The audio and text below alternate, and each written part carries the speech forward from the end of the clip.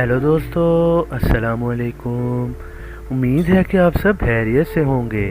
Informative tube के साथ मैं हूं उबैदुर रहमान और आप देख रहे हैं इंफॉर्मेटिव ट्यूब। दोस्तों, आज आपके साथ एक सच्ची कहानी शेयर करने जा रहे हैं जिसको आजकल आप लोग यूट्यूब पर या टीवी स्क्रीन्स पर देखते होंगे।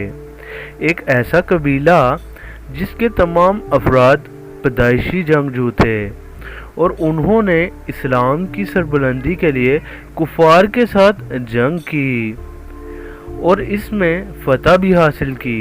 जी हाँ दोस्तों, हम बात करने जा रहे हैं अर्तुगरुल गाजी के बारे में। दोस्तों, अर्तुगरुल गाजी सल्तनत उस्मानिया के बानी हैं। आपकी पैदाइश 1151 ईस्वी में हुई और आपकी वफ़ात 1280 ईस्वी में हुई और कुछ किताबों के मुताबिक आपका सन्ने वफ़ात 1281 ईस्वी है।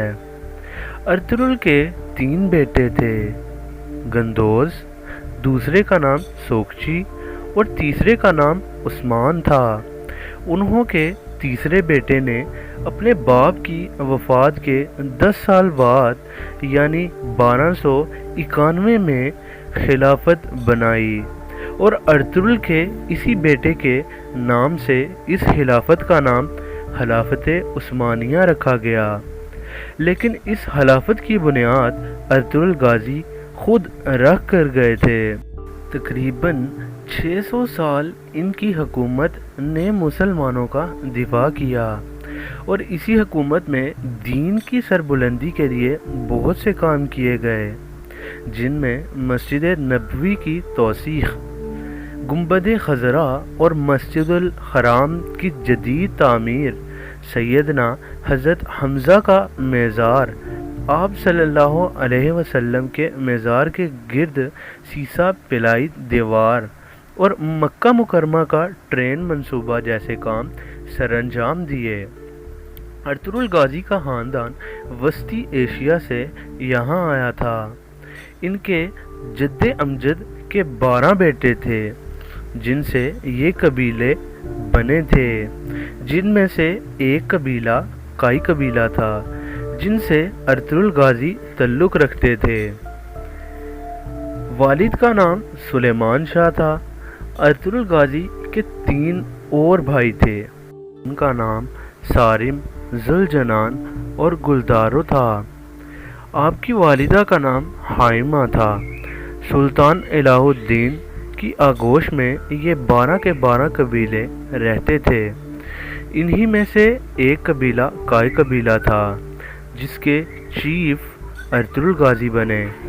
आप रहमतुल्लाह अलैह की वफ़ात के बाद सबसे पहले अहलत आए, फिर हलब में सुल्तान अलाउद्दीन के पोते अल अज़ीज़ के महल में मौजूद गद्दारों से निजात दिलाई, फिर सुल्तान अलाउद्दीन से दोस्ती की, फिर सुल्तान अलाउद्दीन की भतीजी हलीमा सुल्तान से शादी की जिससे आपके 3 बेटे हुए।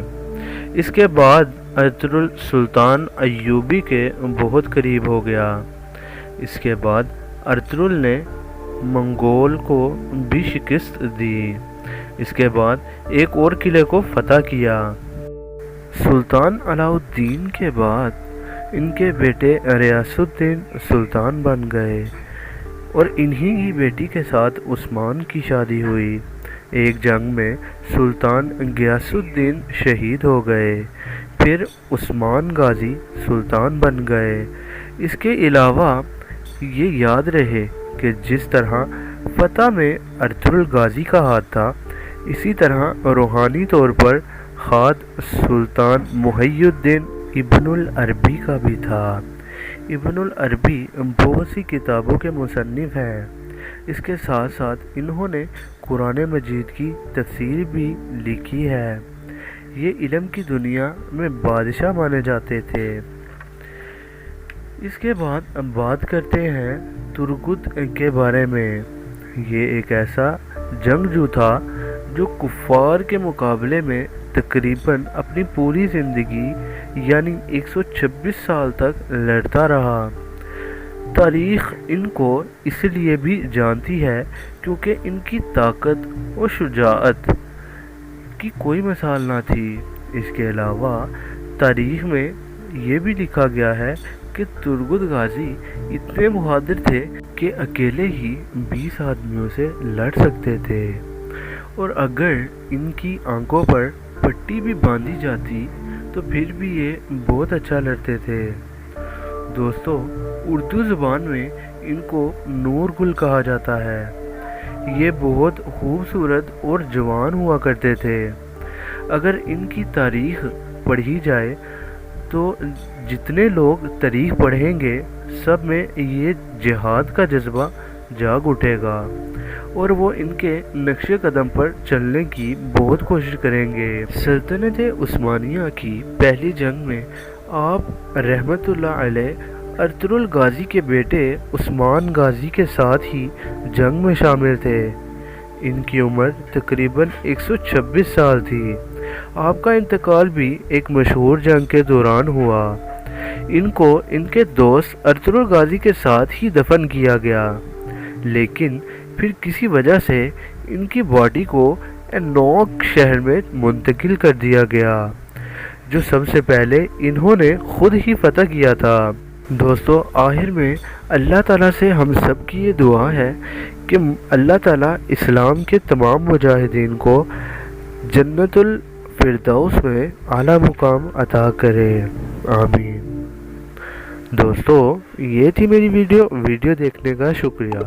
میرا چینل انفارمیٹیو ٹیوب سبسکرائب کر لیں، ساتھ ساتھ بیل آئیکن کو پریس کر لیں تاکہ میرے آنے والی تمام نیو ویڈیوز آپ کو جلد از جلد مل سکیں۔